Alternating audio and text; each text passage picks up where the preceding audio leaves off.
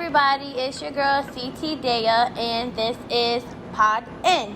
I have a guest with me today. It's my Uncle Seth. Yes, as you guys may know him as DJ S Boogie.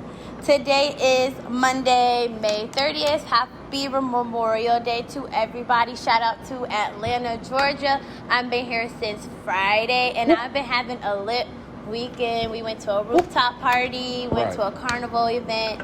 We went to a podcast conference. Shout out to that. I learned a lot about podcasting, from interviewing, how to sponsorship, and everything.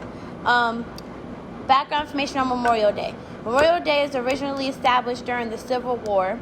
Memorial Day honors those who have died in military service for the U.S. For many people, Memorial Day marks the unofficial start of summer and a 3-day weekend of barbecues, beach trips, and other outdoor activities. Getting lit. Shout out to all the militarians, all of those who fought in the Civil War or just in the war that passed away. Thank you for all your service, and yeah, we acknowledge you. So let's get straight in. Seth, how was everyone's weekend? Seth, what did you do for the past 2 weeks? Past 2 weeks I've been grinding, but this week I took a lot of time off to relax. You know, we did our thing down here in Atlanta. Had a great time, man. You know, just relaxing and chilling with family. I took the opportunity to handle that. Yeah. So the past 2 weeks for me, I just been school, getting ready for prom. My prom is on Thursday, everybody, and I'm so excited. Check out our Instagram to look at those pictures. Yeah. I also been in Atlanta, you know, chilling, having fun, also doing educational things. We went and saw the Martin Luther King Memorial and his house, you know, where he was originally born at. It was really nice. So, real nice area over there. Real nice. Historical. So, the spotlight of the week, I want to give it to Millie Bobby Brown. As you guys may know her as 11 in Stranger Things, a Netflix TV show. She is a really nice person. She has her own lip gloss line. She has her own show. She do things outside of just Stranger Things. And I want to shout out her because I love Stranger Things, guys. Like season 4 right now, go watch it. I need to get on it. I ain't never watched Stranger Things, so I'm going to get into it. You were talking about it earlier. Yeah, it's a nice show. So we're going to get into our hot topics. The first one is, as you guys may know, on May 24th of this year, 2022, we had the Texas shooting in Uvalde, Texas. So if you guys don't know what happened, on May 24th, 2022, an 8-year-old Salvador Rolando Romeo, 18-year-old. He's 18, fatally shot 19 students and 2 teachers and wounded 17 other people at Robb Elementary School, United in Uvalde, Texas, United States. Earlier in the day, he shot his grandmother in the forehead at home, severely wounding her. Outside the school, he fired shots for approximately 5 minutes before entering with an AR-15 style rifle through an open side entrance door without intercounting armed resistance. He then locked himself inside a classroom, killed 19 students and 2 teachers, and remained there for around 1 hour before a United States Border Patrol tactically United Brotake fatally shot him. So how I feel about that is very sad that an 18-year-old who don't even go to that school just decided to go to a elementary school and shoot literally 19 people and killed 17 kids or 19 kids and 2 teachers who was trying to save these people. My thing that's even more crazy is before he even got into school, the police knew he was on the way because the grandmother called the cops. They were having a back and forth shooting. For some reason, he somehow got into the school, which is still more crazy to me because if you shooting at him, how could he get his way into the school? Why didn't you stop him? Why didn't you have more cops? Seth, how do you feel about the situation? So it's a terrible tragedy. And it shouldn't happen, especially with how many shootings we've been having in the country. I'm not getting into politics and who's running the country and things like that. We just need to tighten up heavily on the security of the schools because right now it's just too much. For me to be able to walk into the school, I could walk into any school pretty much. I feel like that, and that shouldn't be the case. Some schools have it, some schools don't. All schools needs to have it, and that's just the bottom line. Let's handle what we need to handle, do what we need to do to put those things in place. But my condolences go to the families. I can't imagine losing one of my family members Not even family members, or your kids. It's your family, but it's kids, literally babies. anybody around me. I couldn't imagine it. So Yeah. my heart goes out to them for sure. Yes. So we're gonna name the victims. We have McKenna Lee Eldro. She was 10 years old. Layla Salazar, 11. Miranda Mathis, 11. Nevaeh Bravo, 10. Jose Manuel Flores Jr., 10. Xavier Lopez, 10. Tess Marie Mata, 10. Rosario Torres, 10. Elena Ellie Amaya Garcia, 9. Elena Ed Torres, 10.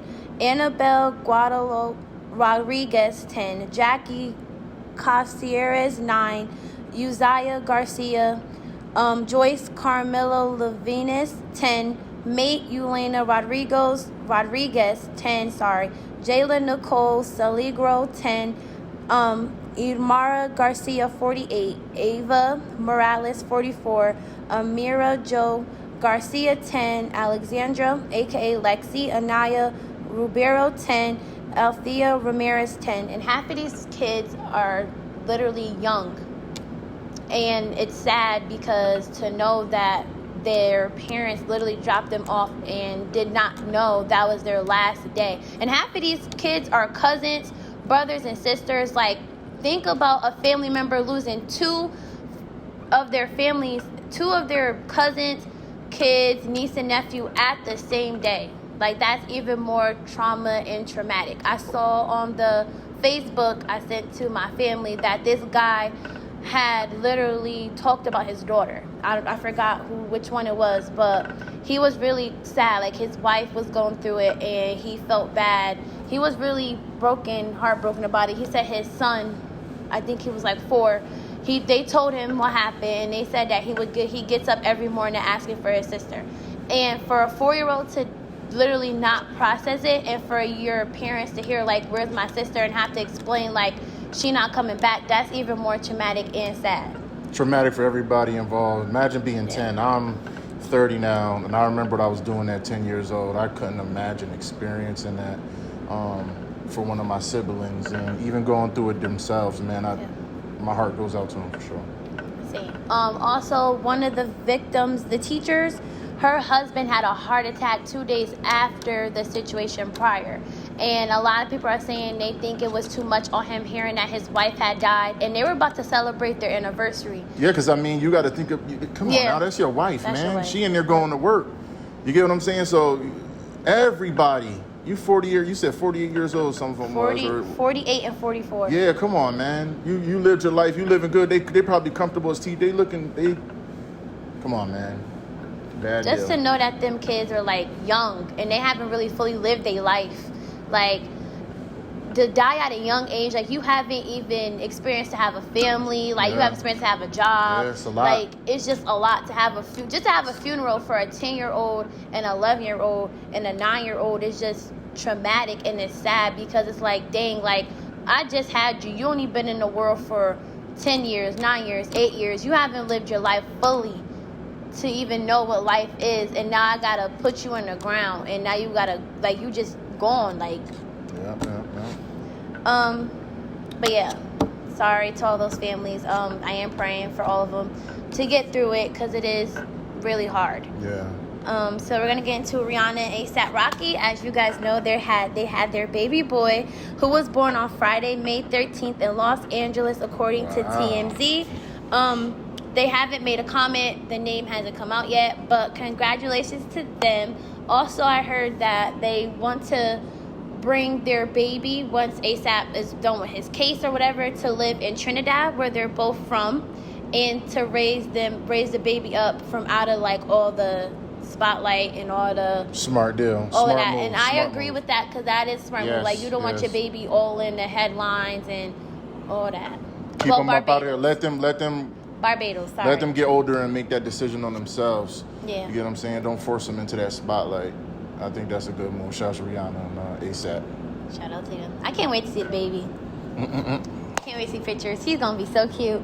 Okay, so we're getting to the main topic. So our main topic is episode number 3 of, what different paths you could take after high school. So, Seth, tell us your story from high school going into now. Well, I got a lot. I got a lot of information. I'm gonna try to cram it in. We gotta do the time right. So I listened to a lot of the others on this podcast. Shout outs to Dee, shout outs to Berg. I just took a whole different approach, a whole different path. School wasn't for me. I ended up dropping out when I was a junior. I actually didn't do pretty much none of my junior year. So left there and started hustling and doing things to outside of school to get money and stay afloat. I just knew that school wasn't me. I wasn't liking the vibe. I didn't like it too much. I wanted to get that dollar. And my father told me, rest in peace, to go back and get my high school diploma or GED. He said, in order to live in this house, I got to do it. So I ended up going to Job Corps and graduating when my class was supposed to graduate in 2010. So passed that test and I, kept it going. So I didn't go into college, but I love music, and I ended up going to school for an audio engineer. And I started recording people. I love the studio work. Finished that, got my certificate. So I know how to run that Pro Tools heavy. And I did artists such as like Avery Wilson from Hamden, Connecticut. Great guy, I've known him my whole life. Well, his whole life, I should say. And so I did that for a little bit. And then next thing I know, I love music, I love sound. And then I jumped into the clubs. I've always been DJing. I was DJing since I was about maybe 13, 14, doing little hood parties. And then when I turned 17, I got introduced to the clubs. And after the clubs, the game is over. I just kept taking off from there. I wanted to take that to the max. I had a great time doing it. And then after a while, I got me a job. I was a supervisor at UPS for 4 years while DJing. And then when I left UPS, I jumped into the truck game, which I am currently at. I'm in the truck game. I'm a trucker. I've been here for 2 years. I make good money. I'm my own boss, and I do what I want when I want to do it. So that's the current of what I got going on. Okay. So I try to do a real small and real quick. How was that? That was decent? Good. All right, let's go. Okay, so my question is, to people that want to be truck drivers, what is the process of getting your license to be a truck driver? For sure. Can you explain to them, how was the process? What you had to do? Did you have fun doing it? Do you enjoy it and love your job? For sure. So I didn't like driving before, driving my regular car. Didn't like it. This was pretty much just for the money. I needed to level up on my income and my living situation. Was a person that never relied on anybody. Always had my own money. Always had my own bag. If I want to do it up, again, the way I am now. But if you want to get into the trucking game, you just, it's a school in Connecticut for all my people from Connecticut. But if you're outside of Connecticut, just go to a trucking school. If not, you could go to a Prime Inc., which is a good company. They'll get you your license for you. It's really easy. Just if you're young, stay out of trouble. Don't get any felonies and don't get any tickets. And if you get tickets, fight them with a lawyer. Make sure you don't get nothing on your record and you could jump into the truck game easy. It's very easy. At 18, you could stay in the state. I forgot which one it was. Interstate. And that's intrastate, correct? Intrastate is you got to stay in your state, and then interstate you could go across country, and that happens when you're 21. So again, it's easy to get into it. You got to go get your license, get your permit, take a drug test, and you can do it. What are do you want to name some of the countries you've been in so far? Well, we run the United States, so we ain't really been out the country as far as trucking. But definitely traveled. Definitely traveled. Since getting trucking, I got my passport and I fly out the country for sure.